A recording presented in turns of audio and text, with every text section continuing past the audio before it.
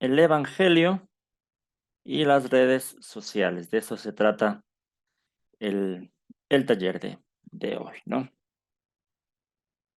Bien, ya les hablé un poquito el contexto de por qué el taller y, y un poco en la publicidad también estaba sobre los temas que vamos a tratar hoy, ¿no? Todo esto es algo muy importante. Hay algunas partes, son tres partes en las que vamos a dividir este taller.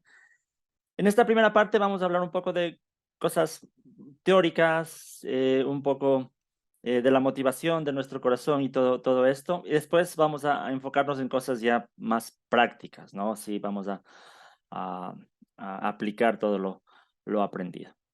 Pero primero hablemos un poco de la importancia de la comunicación, ¿no? La comunicación es un don que Dios nos ha dado a todos los seres humanos. También les comento, el material que voy a hablar aquí, todo está en el archivo, el PDF que les compartí en el grupo de WhatsApp. Y bueno, y después estaré compartiendo algunas otras cosas también en ese grupo. Ya, entonces la comunicación es un don que Dios dio al ser humano. Eso nos diferencia del resto de formas de vida en el planeta, ¿no? Y desde que existe el ser humano, la comunicación ha evolucionado mucho. Nosotros sabemos hoy la facilidad de comunicarnos. Hoy estamos en este taller compartiendo en vivo con hermanos de diferentes partes del mundo, ¿no? Que tenemos incluso diferentes horas, ¿no? Entonces, eh, qué importante que es cómo ha evolucionado la comunicación y hoy podemos estar en contacto. Y esto es una gran herramienta para nosotros como iglesia, como pueblo de Dios, pero al mismo tiempo también a veces hay algunos peligros, de eso vamos a estar hablando, ¿no? La vida cristiana y las redes sociales. Cuando hablamos de redes sociales, nos estamos refiriendo no solamente al Internet, porque también somos seres humanos creados para comunicarnos, pero al mismo tiempo creamos estructuras sociales, creamos redes sociales. También es parte de nuestra naturaleza. Dios nos hizo así. Desde Génesis 2:18, cuando dijo, no es bueno que el hombre esté solo, es porque de alguna forma Dios ya tenía planeado que nosotros hagamos comunidades, ¿sí? Que hagamos redes sociales. De eso hablamos cuando hablamos de redes sociales, ¿no? Ahora, vamos a hablar de algunas ventajas que tiene este tema de la comunicación y la tecnología actual. Y he visto tres cosas que son muy importantes tener en cuenta. Las redes sociales y las ventajas. Como iglesia estoy hablando, ¿no? Como pueblo de Dios. Y lo primero es obviamente el apoyo en la comunión, ¿sí? En la iglesia siempre hablamos de comunión, ¿no es cierto? De congregarnos, de llevarnos bien los unos con los otros. Dice el Salmo 133:1, cuán bueno y cuán agradable es que los hermanos convivan en armonía. Otro versículo muy citado es Hebreos 10:24, que dice, y 25, que dice, preocupémonos los unos por los otros a fin de estimularnos al amor y a las buenas obras. No dejemos de congregarnos como acostumbran a hacerlo algunos, sino animémonos unos a otros con mayor razón ahora que vemos que aquel día se acerca. Entonces, Dios nos creó, sabemos que es un propósito por el cual Dios nos ha creado el vivir en comunidad, como iglesia. Ahora, hay momentos en donde no podemos estar siempre juntos físicamente. Recordemos la experiencia que vivimos hace unos años por el tema de la cuarentena, ¿no? Y la pandemia. No podíamos estar juntos, no podíamos congregarnos físicamente. Ahí muchos pudimos ver la ventaja de los medios de comunicación para poder seguir estando en contacto, ¿no? Yo sé que esta pandemia marcó un antes y un después en este tema de los ministerios digitales. Hay muchos pastores, muchos predicadores que antes de la pandemia ni siquiera se preocupaban por esto, ¿no? A veces incluso algunos tenían una mente un poco más cerrada en este sentido y decían, no, ¿para qué este tipo de cosas, no? La predicación es el domingo en el púlpito, en el culto y nada más. Y de pronto vino la cuarentena y cambió paradigmas. Y pastores que antes no hacían nada de esto, hoy están compartiendo sus mensajes también en las redes sociales. Entonces podemos ver aquí un apoyo en la comunión, en el poder estar en contacto los unos con los otros como hermanos, el comunicarnos, preocuparnos los unos con los otros, seguir cumpliendo el llamado de Dios de la comunión, pero usando también herramientas digitales. Esto es muy, muy, muy importante, ¿no? En el ministerio pastoral, por ejemplo, en mi experiencia, esto me ha ayudado mucho para estar en contacto con la gente, para poder comunicarme, saber qué está pasando, ¿no?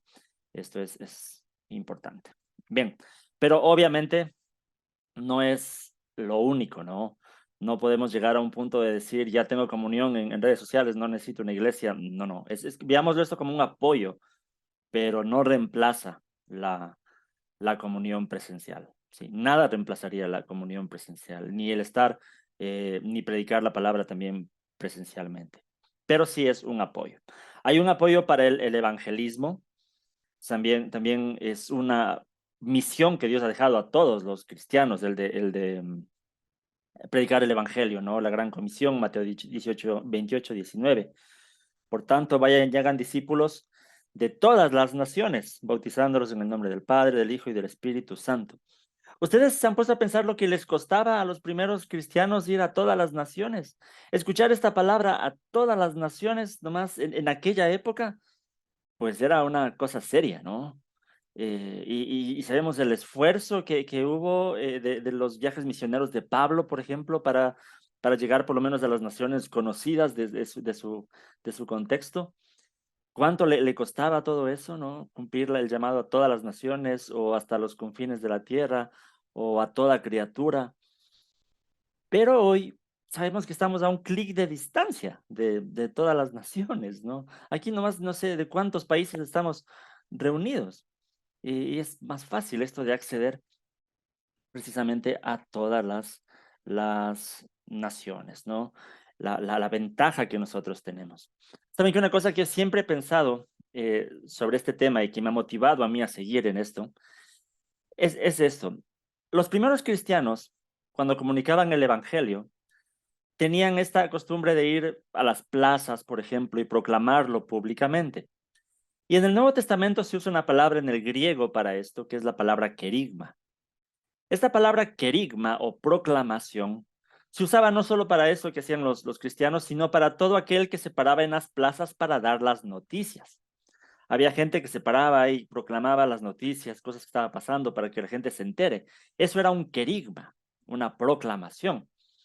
Entonces yo me ponía a pensar, bueno, lo que hicieron los primeros cristianos fue usar el medio en el que en ese entonces se daban las noticias, ¿sí? La pregunta es, ahora, ¿cómo se dan las noticias? Ahora la gente ya no se entera mucho de las noticias en las plazas por la gente que proclama o no. Ahora, no digo que esté mal salir a los parques y evangelizar y todo eso, está bien. Pero las noticias en sí, la gente se entera ahora en redes sociales, en internet.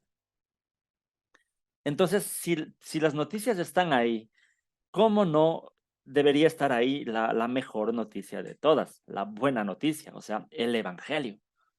Si los primeros apóstoles aprovecharon la tecnología de su tiempo, aprovecharon los carruajes de su tiempo, lo que había en su tiempo para comunicar, hoy nosotros haríamos un gran error si descuidamos los medios en nuestro tiempo para comunicar el mensaje. Ustedes saben que en época del Renacimiento, cuando se inventó la imprenta, la tecnología de aquella época, el primer libro que se imprimió fue la Biblia, ¿sí? Entonces, Dios aprovechó la tecnología de su tiempo. Incluso esto fue un gran aporte para la Reforma Protestante, ¿no? Entonces, ¿cómo no aprovechar nosotros hoy la tecnología de nuestro tiempo? Entonces, hay un apoyo en la comunión, hay un apoyo en el evangelismo y obviamente hay un apoyo en el discipulado.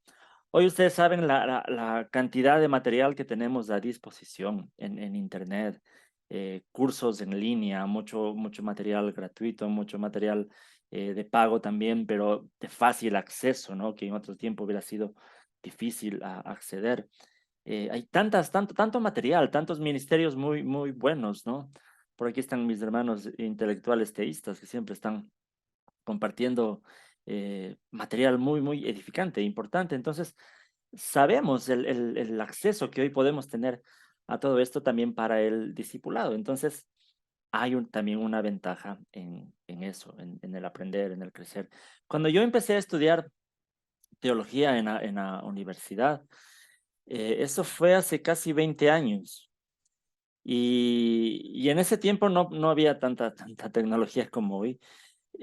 Teníamos que a veces buscar libros donde no había, y si un compañero encontraba un libro, todos era a sacarle copias en ese tiempo. Así lo hacíamos, hay que reconocer. Pero era por las ganas de aprender, ¿no? De tener el libro que el profesor estaba usando o cualquier cosa. Hoy, en cambio, qué facilidad que tenemos para encontrar los recursos. Entonces, es increíble esto, ¿no? Bien, entonces hay ventajas, pero obviamente también hay peligros.